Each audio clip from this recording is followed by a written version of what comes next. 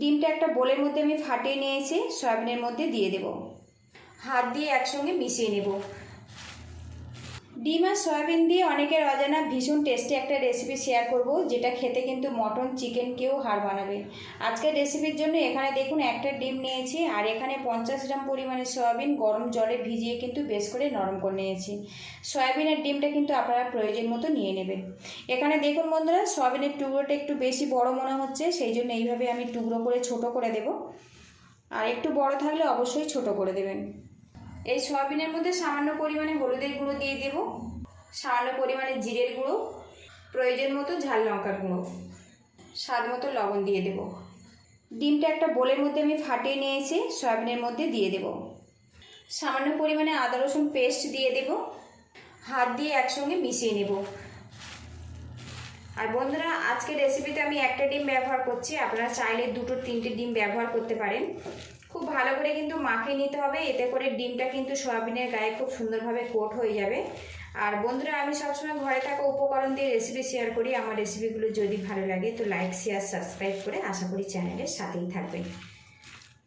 ডিম আর সয়াবিন দিয়ে বেশ করে কিন্তু আমি মিশিয়ে নিয়েছি। আগে থেকে কড়াটা কিন্তু বেশ করে গরম করে নিয়েছি। এর মধ্যে দিয়ে দেবো সরিষার তেল।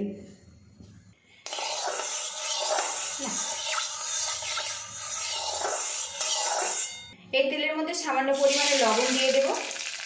আজকের রেসিপিতে আলু ব্যবহার করব। আলুটা আগে থেকে আমি কিন্তু সিদ্ধ করে নিয়েছি। তেলটা কিন্তু বেশ গরম হয়ে গেছে, তেলের মধ্যে দিয়ে আলুগুলো আমি ফ্রাই করে নেব।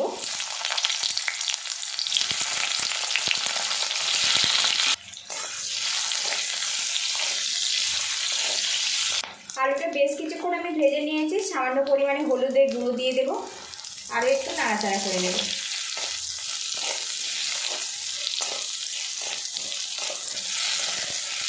আলুটা আমার ভাজা কমপ্লিট হয়ে গেছে, তেল থেকে তুলে নেব।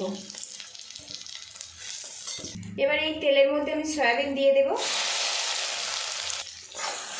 অনবরত নাড়াচাড়া করে সয়াবিনটা কিন্তু আমি লাল লাল করে ভেজে নেব। সয়াবিনটা কিন্তু আমি বেশ করে ভেজে নিয়েছি, এবার এগুলো আমি তুলে নেব। আর বন্ধুরা, সয়াবিনের রেসিপি তো আপনারা বানিয়ে খেয়েছেন। আজকের ডিম সয়াবিনের রেসিপি যদি ভালো লাগে তো লাইক শেয়ার সাবস্ক্রাইব করে আশা করি চ্যানেলের সাথেই থাকবেন। এর মধ্যে আরও 1 চামচ পরিমাণে সরিষার তেল দিয়ে দেব। এই তেলের মধ্যে আমি দিয়ে দেবো 1 টুকরো দারচিনি, দিয়ে দেবো সামান্য পরিমাণে গোটা জিরে,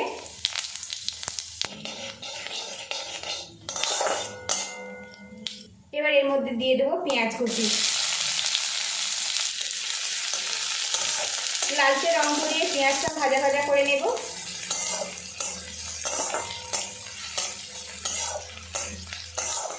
বড় চামচের 1 চামচ পরিমাণে আদা রসুন পেস্ট দিয়ে দিলাম। আরও কিছুক্ষণ নাড়াচাড়া করে ভাজা ভাজা করে দেব।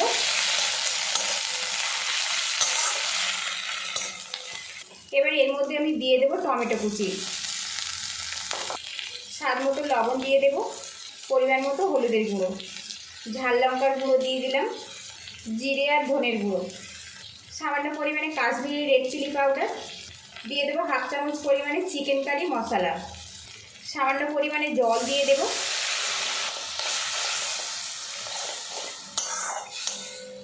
একটা ঢাকনা দিয়ে কিছুক্ষণ ঢেকে রাখবো। ঢাকনাটা খুলে নেব। মশলাটা কিন্তু বেশ অনেকক্ষণ কষিয়ে নিয়েছি। এর মধ্যে এবার দিয়ে দেবো আলু আর সয়াবিনটা। মশলার সাথে আরেকটু নাড়াচাড়া করে কষিয়ে নেব।